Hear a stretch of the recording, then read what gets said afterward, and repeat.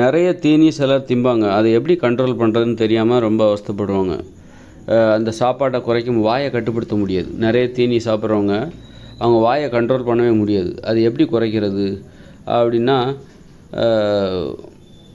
முதல்ல வந்து படிப்படியாக தான் முதல்ல இன்னும் சொல்லப்போனால் இந்த மாதிரி அரிசி, தானிய உணவுகளை, மாமிச உணவு, மீன் முட்டை இது போன்ற உணவுகளை சேர்த்திங்கன்னா, இதை தவிர்த்து விட்டு நீங்கள் பிற உணவுகளை சாப்பிட்டிங்கன்னா ஆட்டோமேட்டிக்காக அந்த பெருந்தீனி திங்கிற வழக்கங்கிறது அப்படியே நின்று போயிடும். நீங்கள் சாப்பிட்ற உணவுகளில் வந்து இந்த தானிய உணவுகள் இருக்கவே கூடாது. அதுமாதிரி மாமிசம், முட்டை இதுவும் இருக்கக்கூடாது. தானிய உணவுங்கிறது எது? மைதா, அரிசி, கோதுமை இதெல்லாம் வந்து தானிய உணவு. கேழ்வரகு இதெல்லாம் தானிய உணவுகள். அப்புறம் மாமிசம், முட்டை இந்த உணவுகளை தவிர்த்துருங்க. இந்த உணவுகளை தவிர்த்து விட்டு நீங்கள் பிற உணவுகளை சாப்பிட முயற்சி பண்ணுங்கள். நீங்கள் அதிகமாக சாப்பிடவே மாட்டீங்க. பிற உணவுகளை அப்போ அதிக சுவையான உணவுகள் நான் எப்படி சாப்பிட்றது? நான் சொல்கிறபடி பார்த்தாக்கா நீங்கள் சுவையான உணவே சாப்பிட முடியாது போலுக்கு அப்படின்னு நீங்கள் நினைக்கலாம். உண்மையிலேயே சுவையான உணவு நிறைய இருக்குது. நான் என்ன சொல்கிறேன், காய்கறிகள், கீரைகள், பழங்கள், கிழங்குகள், மரவள்ளிக்கிழங்கு, மரச்சீனி கிழங்கு, பனங்கிழங்கு இதெல்லாம் நல்லா சாப்பிட்லாம். நல்ல கருணக்கிழங்கு, சேப்பங்கிழங்கு அதெல்லாம் பொரியல் பண்ணி சாப்பிட்லாம். மரவள்ளிக்கிழங்குலாம் எவ்வளோ டேஸ்ட்டாக இருக்கும். மரச்சீனி கிழங்கு, சக்கரவள்ளி கிழங்கு, பனங்கிழங்கு இதெல்லாம் சாப்பிட்லாம். அப்புறம் பழங்கள் அனைத்துமே சாப்பிட்லாம். தாராளமாக கவலை இல்லாமல் சாப்பிட்லாம். அது மாதிரி காய்கறிகள் எல்லாமே சாப்பிட்லாம். கீரைகள் சாப்பிட்லாம். தேன் சாப்பிட்லாம். பால், மோர், தயிர்லாம் சாப்பிட்லாம். கடலைகள் சாப்பிட்லாம். பாதாம் பயிர் சாப்பிட்லாம். வேர்க்கடலை சாப்பிட்லாம். இப்படி நீங்கள் வந்து தானிய உணவுகளை தவிர்த்துருங்க. அதுமாதிரி மாமிச உணவு, மீன் உணவு, முட்டை உணவு இதை தவிர்த்துருங்க. இதனை தவிர்த்து விட்டு பிற உணவுகளை சாப்பிடுங்க. இப்போ பரோட்டாலாம் சாப்பிட முடியாது. ஏன்னா பரோட்டாவில் என்ன இருக்குது? பரோட்டாவில் வந்து மைதா இருக்குது. மைதாங்கிறது எது? கோதுமையிலேருந்து தான் மைதா வருது. அப்போ கோதுமைங்கிற ஒரு தானியம். அப்போ நீங்கள் சாப்பிட்ற உணவில் தானியங்கள் இருக்கிறதா அப்படின்னு பார்த்துக்கோங்க. அது மாதிரி எள்ளு வந்து ஒரு தானியம், அதனால் அதை சாப்பிடக்கூடாது. எள்ளு புண்ணாக்கு, எள்ளு கடலை, எள்ளு கேக்குன்னு சொல்லுவாங்களே, எள்ளு கேக்கு, எள்ளு மிட்டாய் அதெல்லாம் சாப்பிடக்கூடாது. அதுமாதிரி கொள்ளு அது கூட தானியம்தான். அது வந்து கொள்ளு வந்து பயிரா இல்லை தானியமானு பார்க்கணும். தானியமாக இருந்தால் சாப்பிடக்கூடாது. நம்ம சோளம் சாப்பிட்லாம். பறித்த உடனே சாப்பிடக்கூடியது சாப்பிட்லாம். பறித்த உடனே உங்களால் சாப்பிட முடியுதா அதை சாப்பிட்லாம். ஆனால் வந்து ஒரு கேழ்வரகு, கோதுமை, அரிசி இதெல்லாம் வந்து நீங்கள் அதை காய வைக்கணும், அரைக்கணும், குத்தணும், புடைக்கணும், அப்புறம் தான் சாப்பிடணும். ரொம்ப ரொம்ப நிறைய நடைமுறை கஷ்டப்பட்ட. அப்போ ஆனால் ஒரு கொய்யாப்பழத்தை பறித்தோன்னு சாப்பிட்லாம். ஒரு சோளக்கதிர் பறித்தோன்னு சாப்பிட்லாம். மக்காச்சோளமாக பறித்தோன்னே சாப்பிட்லாம். பச்சையாக சாப்பிட முடியும். அப்படி பறித்த உடனே சாப்பிட முடிகிற உணவுகளை நீங்கள் சாப்பிட்லாம். அதுலேயும் சில காய்கள்லாம் வந்து பார்த்திங்கன்னா கருணக்கிழங்கெல்லாம் பார்த்திங்கன்னா அது வந்து சமைச்சா தான் சாப்பிட முடியும். காரெல்லாம் இருக்கும். கத்திரிக்காய் கூட சிலர் பச்சையாக சாப்பிட்றாங்க. பாகற்காயை பச்சையாக சாப்பிட்லாம். பறித்த உடனே சாப்பிட்லாம். அந்த மாதிரி உணவுகளை சாப்பிட்லாம். நிலத்துக்கு அடியில் இருக்குது அந்த கதையெல்லாம் வேண்டாம். நிலத்துக்கு அடியில் கிழங்கு இருக்குது, நிலத்துக்கு அடியில் உள்ளதெல்லாம் சாப்பிடக்கூடாது அப்படிங்கிற ஒரு ஆராய்ச்சியும் இருக்குது. மக்களுக்கு ஒரு குழப்பம் இருக்குது. தப்பு இல்லை, குழம்புலாம் அந்த மாதிரி பார்த்து சாப்பிட்ணும். இதெல்லாம் சாப்பிட்லாமா கூடாதா அப்படிங்கிற ஆராய்ச்சி இதெல்லாம் அந்த வகையில் வந்து கிழங்கெல்லாம் சாப்பிட்லாம். நிலத்துக்கு அடியில் இருந்தால் அதனால ஒன்றும் இல்லை. ஆனால் எதை சாப்பிடக்கூடாதுன்னா, ஏன்னா கிழங்கெல்லாம் நம்ம பறித்த உடனே எடுத்த உடனே சாப்பிட்லாம். கேரட்டு எல்லாம் கிழங்கு தானே. கேரட்டு இந்த பூமிக்கு அடியில் தானே கிடைக்குது. கேரட்டு, பீட்ரூட்டு, மரவள்ளி கிழங்கு, அப்புறம் வந்து சக்கரவள்ளி கிழங்கு இதெல்லாம் சாப்பிட்லாம். தப்பே கிடையாது. அதனால் உடம்புக்கு நல்லது தான். நல்ல ஹீட்டெல்லாம் கொடுக்கும் இந்த சக்கரவள்ளி கிழங்கெல்லாம் சாப்பிட்டாக்கா, உடம்புக்கு நல்லது. ஆனால் அந்த தானிய உணவுகள் மட்டும் சாப்பிடக்கூடாது. தானிய உணவு மாமிசம், மீன், முட்டை இது, அப்புறம் வெள்ளைச்சீனி, நாட்டு சக்கரை இதெல்லாம் சாப்பிடக்கூடாது. இப்படி சாப்பிடக்கூடாத உணர்வு நான் இதெல்லாம் சாப்பிடக்கூடாதுன்னு சொன்னோம். அதை தவிர்த்து விட்டாலே நீங்கள் பெருந்தீனி திங்கவே மாட்டீங்க. நிறைய பேர் சாப்பிட்றத அவங்களால் கண்ட்ரோல் பண்ணவே முடியும். எதையாவது சாப்பிட்டுக்கிட்டே இருப்பாங்க. ஏதாவது அவங்களுக்கு சாப்பிட்டுக்கிட்டே இருக்கணும். அவங்களால கண்ட்ரோல் பண்ணவே முடியாது. வயிறு வேறு பெருசாகிடும், குண்டாயிடுவாங்க. ஆனாலும் சாப்பிட்றது அவங்களால நிறுத்தவே முடியாது. அப்போ என்ன பண்ணுறாங்கனாக்கா, இறப்பையோட அளவை சின்னது பண்ணுறாங்க. நீ வயிறு பெருசாக இருக்க போய் தானே நீ நிறைய சாப்பிட்ற, அந்த வயிறை நாங்கள் சின்னதாக்கிடுறோம் அப்படின்னு சொல்லிட்டு இறப்பையை ஆப்ரேஷன் பண்ணி சுருக்கிடுறாங்க, தச்சிடுறாங்க, சின்ன பையை ஆக்கிடுறாங்க. பை பெருசாக இருக்குது, இறப்பைங்கிறது ஒரு பை, அது வந்து பெருசாக இருக்குது, அதனால தான் நீ நிறைய சாப்பிட்ற, அந்த பையவே நாங்கள் சின்னதாக தச்சிடுறோம் அப்படின்னு என்ன ஒரு புத்திசாலித்தனம் பார்த்தீங்களா அப்படின்னு சொல்லி தச்சு அந்த மாதிரி ஒரு ட்ரீட்மெண்ட் பண்ணி ஒரு அம்மா இறந்தே போயிட்டாங்க. ரொம்ப எப்படி யோசிக்கிறாங்க பாருங்கள். வாயை கட்ட முடியலையாம், வயிற்றை கட்டுறாங்க, வயிற்றை சுருக்கிடுறாங்க. வாயை கட்ட முடியல, அதுக்கு பதிலாக கட்டால் எப்படி ஒரு துணிஞ்சு இறங்குறாங்க பாருங்கள். குறைவாக சாப்பிடுன்னா அது முடியல, அதுக்கு பதிலாக என் வயிற்றில் அந்த என்னுடைய இறப்பையில் வந்து சின்னதாக்கிருங்க. அதை பாதியை அதில் வந்து ஓரமாக ஒரு தையல் போட்டுருங்க. எப்படியெல்லாம் எவ்வளோ கொடூரமாக ஒரு உடம்பை பார்க்குறாங்க பாருங்கள். அவங்களுடைய பார்வையே எவ்வளோ மோசமாக இருக்குது பாருங்கள். ஒரு உடம்பை எப்படியெல்லாம் பார்க்குறாங்க பாருங்கள். இந்த கை இருக்க போய் தானே சோறு வெள்ளி திங்கிற, கையவே வெட்டிரு, வாயை தச்சிருங்க.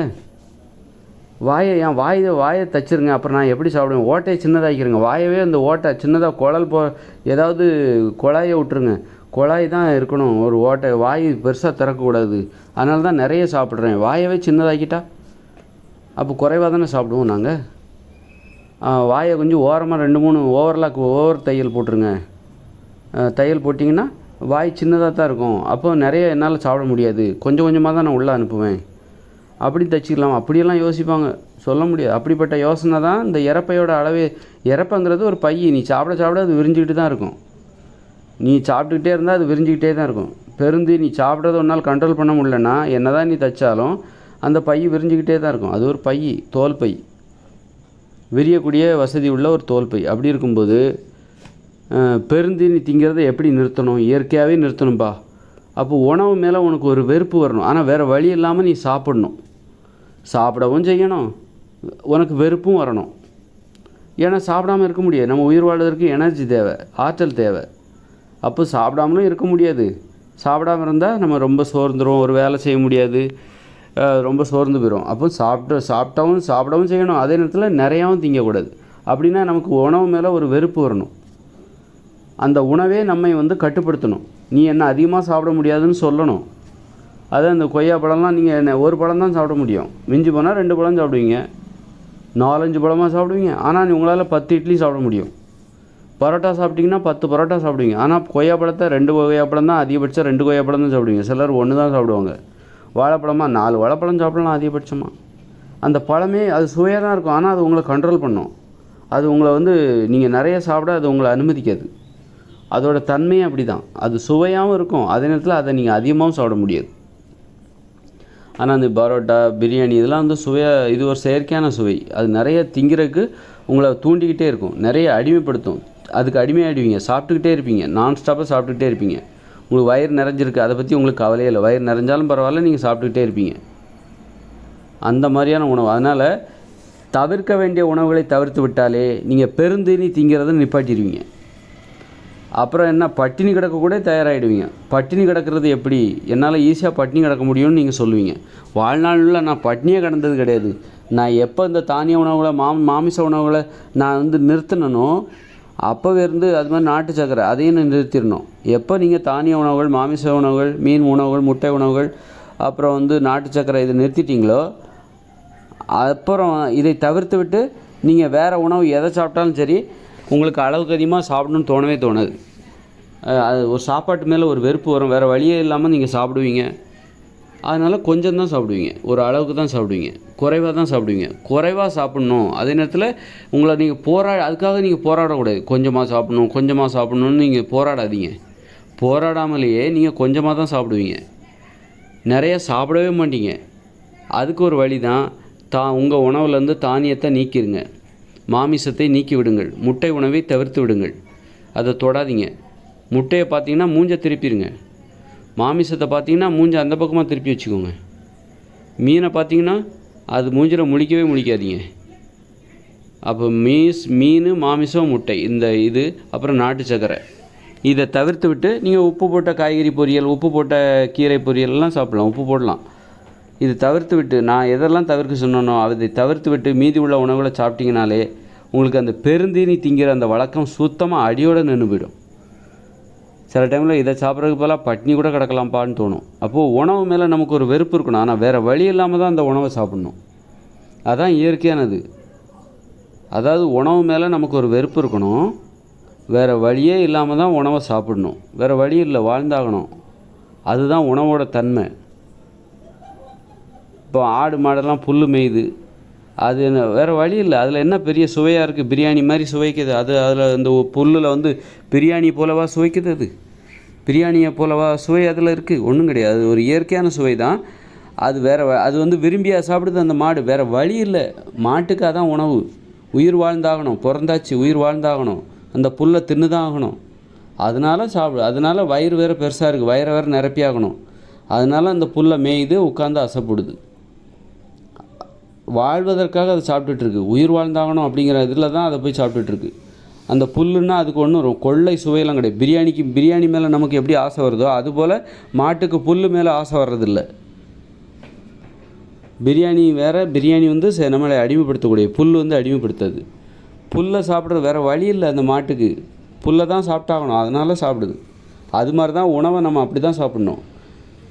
வேறு வழி இல்லைப்பா அதனால் இதை சாப்பிட்றேன் அப்படிங்கிற உணவு மேலே உங்களுக்கு ஒரு வெறுப்பு வரணும். வேறு வழி இல்லை அதை அது மாதிரி பெண்கள் மேலேயும் ஆண்களுக்கு ஒரு வெறுப்பு வரணும். வேறு வழி இல்லை, பெண்கள் கூட வாழ்ந்து தான் ஆகணும். பெண்களை பார்த்தா வெறுப்பு வரணும். அதுதான் கட்டுப்பாடு, அதுதான் பிரம்மச்சரியம், துறவு. ஆனால் வேறு வழி இல்லை, பெண்களை சார்ந்து தான் வாழணும். அதை தவிர பெண்களை புறக்கணிச்சிட்டு வேறு எப்படி ஒரு வாழ்க்கை வாழ்ந்தாலும் அதில் அர்த்தம் இல்லாத ஒன்றாகத்தான் இருக்கும். அது இனிமையாக இருக்காது, எளிமையாக இருக்காது, கடினமாக இருக்கும். அதை தான் இவங்க என்ன பண்ணுறாங்க, மனுஷங்க பெண்களை தவிர்த்து விட்டு வேறு எப்படியாவது வாழ்ந்துடலாம், வேறு எந்த வகையிலையாவது இந்த வாழ்க்கையை அர்த்தமுள்ளதாக மாற்றிவிடலாம் அப்படின்னு தான் நான் வந்து விண்வெளிக்கு போகிறேன், நான் டாக்டர் அப்படின்னு சொல்லிட்டு அவர் எப்போ மருத்துவ ஆராய்ச்சி வீட்டுக்கே வரமாட்டார். வீட்டுக்கே வராமல் ஒரு வாரத்துக்கு ஒரு வாட்டி வீட்டுக்கு வந்து போவார். வெளிநாட்டுக்கு போகிறது, பெண்கள்கிட்டருந்து தப்பிச்சிடலாம், பெண்கள் இல்லாமல் எங்களால் வாழ முடியும் அப்படின்னு நிரூபிக்க முயற்சி செய்கிறாங்க.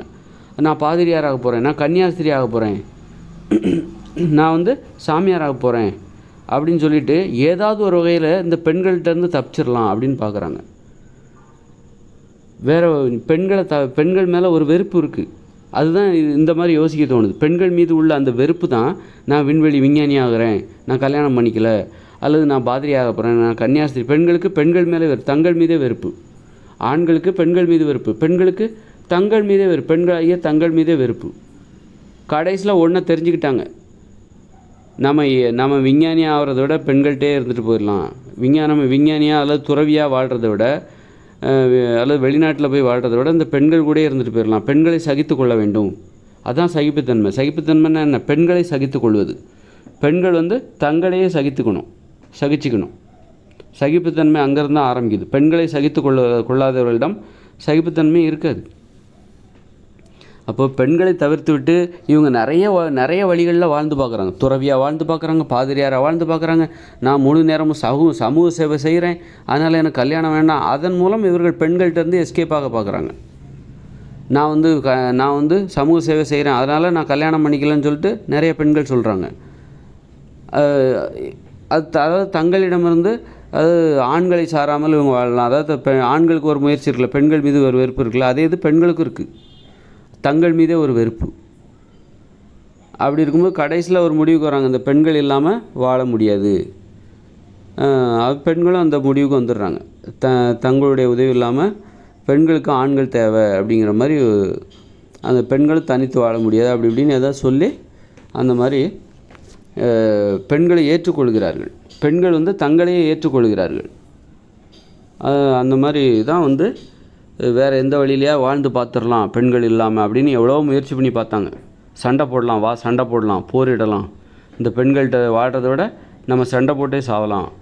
அப்புறம் அது வலிக்குது, அது செத்தா பரவாயில்லையே, ஒரே டைமில் டக்குன்னு செத்தா பரவாயில்லையே, அது கூட வலிக்கும்ல. கையை வெட்டி விட்ருவாங்க, காலை வெட்டி நொண்டிக்கிட்டே இருக்கணும், அப்புறம் வந்து பெண்களை தேடி தான் வரணும் சாப்பிட்றது. அதனால் பெண்களை பார்த்தா வெறுப்பு வரணும். ஆனால் வேறு வழி இல்லை, பெண்கள் கூட தான் வாழ்ந்தாங்கண்ணா, அப்படி தான் வாழணுமே தவிர பெண்கள்னால் ஆணு நாக்கு தொங்க போட்டு போகக்கூடாது. பெண்கள் வராங்க அப்படின்னு சொல்லிட்டு போகக்கூடாது. அது வந்து குழப்பம், வித்தியாசமாக இருக்குது. என்னடா இது, பெண்கள்னால் உனக்கு வெறுப்பு இருக்கணும், ஒரு வெறுப்பு இருக்கணும். வேறு வழி இல்லாமல் நீ பெண்கள் கூட வாழணும், வேறு வழி இல்லை. பெண்கள் கூட வாழணும், பெண்களை ஏற்றுக்கொள்ளணும், பெண்களை சகித்து கொள்ளணும், பெண்கள்கிட்ட பணிவாகவும் நடந்துக்கணும். அதே மாதிரி தான் உணவுன்னா அதில் ஒரு வெறுப்பு இருக்கணும். ஆனால் வேறு வழி இல்லை, நீ அதை சாப்பிட்டு தான் ஆகணும். அதான் உணவு. அப்படிப்பட்ட உணவை தான் நீங்கள் சாப்பிட்ணும். ஆனால் இட்லி பூரி பொங்கல்னால் அப்படி ஒரு உணர்வு வருமா? ஆஹா இட்லி பூரி பொங்கல், ஆஹா பிரியாணி, நாளைக்கு நம்ம பிரியாணி சாப்பிட போகிறோம், இன்றைக்கே வந்து நாக்கில் எச்சி ஊறிடும். அந்த மாதிரி இருக்கக்கூடாது. உணவோட தன்மை அப்படி கிடையாது. உணவுங்கிறது வந்து நமக்கு ஒரு வெறுப்பை தரணும், ஆனால் வேறு வழி இல்லாமல் நீங்கள் சாப்பிடணும். அது மாதிரி பெண்கள் மீது உனக்கு ஒரு வெறுப்பு இருக்கணும், ஆனால் வேறு வழி இல்லாமல் பெண்களை சார்ந்து வாழணும். அந்த வெறுப்பு தான் பெண்களிடமிருந்து ஆண்களுக்கு பாதுகாப்பு, பெண்களுக்கும் பாதுகாப்பு. நீ பெண்களை பார்த்து நாக்க தொங்க போடும்போது தான் ஆகா பெண், அப்போ தான் நீ கற்பழிக்கிற, கையை பிடிச்சி இழுக்கிற, விபச்சாரிகள்கிட்ட போகிற. அந்த பலவீனம், அதாவது இப்போ தவறான புரிதல், பெண்களை பற்றிய தவறான புரிதல்.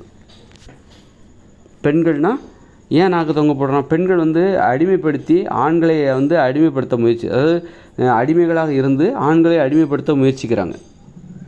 பெண்கள் வந்து ஆண்களை வந்து எப்படி அடிமைப்படுத்துகிறாங்கன்னா, அடிமைகளாக வேலை செய்து பெண்களுக்கு அடிமைகளாக இருந்து அதன் மூலம் ஆண்களை சோம்பேறியாக்கி அதன் மூலம் ஆண்களை வந்து அடிமைப்படுத்துகிறாங்க. பெண்கள் இல்லாமல் நீ வாழ முடியாது அப்படின்னு சொல்கிறாங்க. பெண்கள்கிட்டருந்து விடுபடணுன்னா அவங்கவுங்க வேலையை அவங்கவுங்க செய்யணும். அப்போவே நீ பாதி பெண்கள்கிட்டருந்து விடுபட்டுருவ. அப்போ தான் தெரியும் பெண்கள் உனக்கு எதனால் உனக்கு பெண்கள் தேவைன்னு தெரியும். பெண்களுடைய அன்பு, பொழுதுபோக்கு அப்படின்னு சொல்லிட்டு நிறைய காரணங்கள் இருக்கும். இப்போ வந்து ஆண்களுக்கு ஏன் பெண்கள் தேவைன்னா, அப்போ தான் அவங்க துணி துவைச்சி போடுவாங்க, சமைச்சு போடுவாங்க, அதுக்கு தான் பெண்கள் தேவைன்னு சொல்லுவோம். சரி, நீயே உன் துணியை துவைச்சிக்கிட்ட, நீயே உனக்கு தேவையான சமைச்சிக்கிட்ட, அப்போ உனக்கு பெண்கள் தேவை இல்லையா?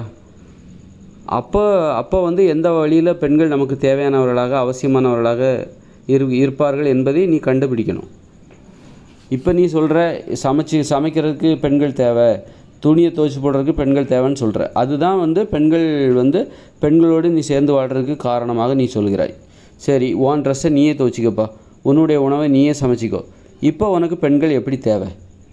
இப்போ வந்து உனக்கு பெண்கள் தேவை இல்லையா? நீயே உன்னுடைய உணவை நீ சமைச்சிட்ட, நீயே உன்னுடைய ஆடைகளை துவைச்சிட்ட, உன்னுடைய இருப்பிடத்தை நீயே தூய்மை செஞ்சுட்ட. இப்போ உனக்கு பெண்கள் தேவை இல்லையா?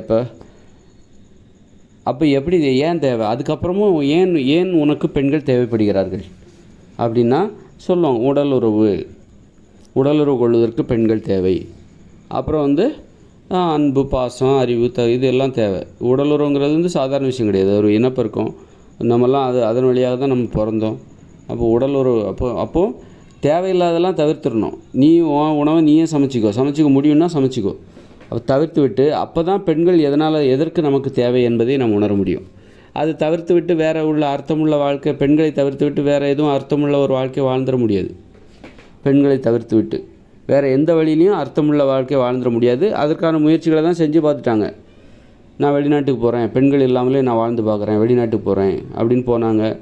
அப்புறம் பார்த்திங்கன்னா, நான் வந்து சன்னியாசியாக போகிறேன், பாதிரியாராக போகிறேன், விஞ்ஞானியாக போகிறேன் அப்படின்னு சொல்லிட்டு கல்யாணத்தை தள்ளி போடுறது. இதெல்லாம் பெண்கள் இல்லாமல் என்னால் வாழ முடியும்னு நிரூபிக்கிற முயற்சி தான். கல்யாணத்தை தள்ளி போடுறது, அப்புறம் பெண்களை அடிக்கிறது, நீ இல்லாமல் என்னால் வாழ முடியும் அப்படின்னு பெண்களை வந்து அடிக்கிறது, அவமானப்படுத்துறது, விரட்டுறது அப்படிங்கிறது எல்லாமே வந்து பெண்கள் இல்லாமல் எங்களால் வாழ முடியும் அப்படின்னு நிரூபிக்கிற ஒரு முயற்சி தான் மனுஷங்களோட முயற்சி. கடைசியில் வேறு வழியே இல்லாமல் பெண்கள்கிட்ட சரண்டர் ஆகுறாங்க. அதுதான் இப்போ நடக்க போகுது.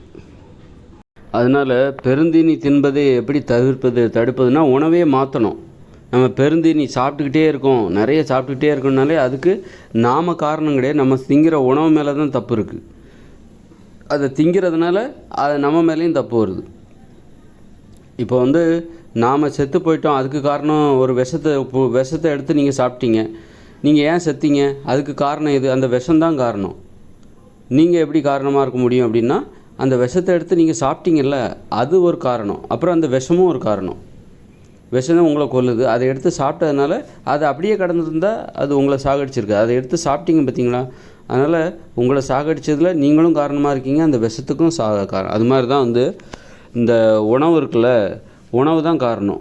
நீங்கள் வந்து பெருந்தீனி தின்பதற்கு இந்த உணவும் காரணம், அப்புறம் நீங்களும் காரணம். உங்களுக்கு சுய கட்டுப்பாடுங்கிறது இல்லாமல் போச்சு. அது மாதிரி உங்களை வந்து பெருந்தீனி தின்பதற்கு நீங்கள் வந்து வெறுமனே அதாவது சோத்தை சாப்பிட்டுக்கிட்டே குறைவாக சாப்பிட்டுக்கிட்டே இருப்பாங்க. சோத்தை சாப்பிட்டுக்கிட்டே அதை குறைவாக சாப்பிட்ணும். வழக்கமாக 8 இட்லி சாப்பிடுவேன், இன்றைக்கி நான் 4 இட்லி தான் சாப்பிட்றேன், எப்படியா நான் ஒல்லியாகிடணும் அப்படின்னு நினைப்பாங்க. அப்படி இல்லை, நீங்கள் அந்த உணவையே மாற்றணும். நீங்கள் அந்த உணவையே சாப்பிடக்கூடாது, அந்த தானியங்களால் செய்யப்பட்ட உணவையே சாப்பிடக்கூடாது. அது மாதிரி மாமிச உணவு, மீன் உணவு, முட்டை உணவு, அப்புறம் நாட்டு சர்க்கரை, வெள்ளைச்சீனி இதெல்லாம் சாப்பிடவே கூடாது. இதை தவிர்த்து விட்டு பிற உணவுகளை சாப்பிடுங்க. அப்புறம் அந்த உணவு மேலே உங்களுக்கு வெறுப்பு வரும், பெருந்தினி திங்க மணி. அந்த வெறுப்பு தான் உங்களை என்ன பண்ணணும், வேறு வழியே இல்லாமல் தான் எப்போவுமே நீங்கள் சாப்பிடுவீங்க. எப்போ சாப்பிடுவீங்கன்னா உங்களுக்கு பசிக்கும், ஒரு ஆற்றல் இல்லாத போல் தோணும், உடம்புல தெம்பே இல்லாமல் தோணும். அந்த நேரத்தில் தான் அதெல்லாம் சாப்பிடவே முடியும். பசி இருந்தால் தான் இந்த உணவே சாப்பிட முடியும். நான் சொல்லுகிற உணவு இருக்குல்ல, காய்கறி பொரியல், கீரை பொரியல், காய்கறி கூட்டு, இதெல்லாம் பசி இருந்தால் தான் சாப்பிட முடியும். பசிக்காமல் அதை சாப்பிடவே முடியாது. ஆனால் பசியே இல்லாமல் நீங்கள் இட்லி பூரி பொங்கலை சாப்பிட முடியும்.